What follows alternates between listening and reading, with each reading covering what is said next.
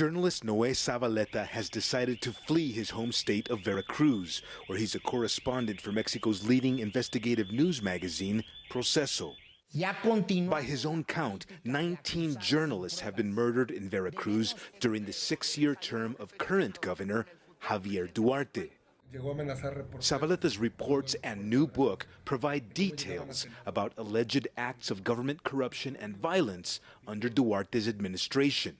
Days after publishing the book, Zavaleta says he began receiving threatening emails from an anonymous source, trying to falsely link him to organized crime.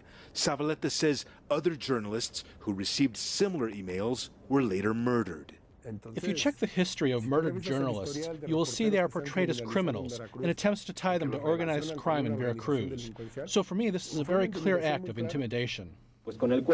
Gunmen shot freelance photographer Ruben Espinosa at point-blank range in 2015 in a middle-class Mexico City neighborhood.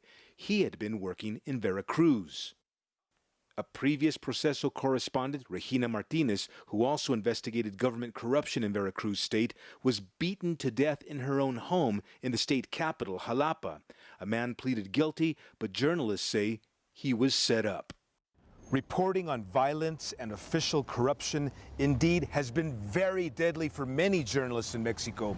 But experts say what makes this even worse is that the majority of these crimes, more than 90%, go unpunished. John Albert Hudson reports on crimes against Mexican reporters for the Committee to Protect Journalists. Perpetrators, those who attack and kill journalists, they're basically home free. They're not being investigated properly, and they're never being prosecuted properly, and they're never being convicted. So you can kill a journalist, but you don't get convicted for it. Criminal groups have been battling each other for control of the shipping port of Veracruz City. Security experts tell CCTV these same groups have paid off Veracruz state officials. Noé Zavaleta says he left his home state reluctantly. I should not be here in Mexico City, but I am because they intimidated and threatened me.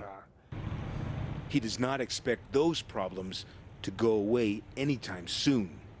Franc Contreras, CCTV, Mexico City.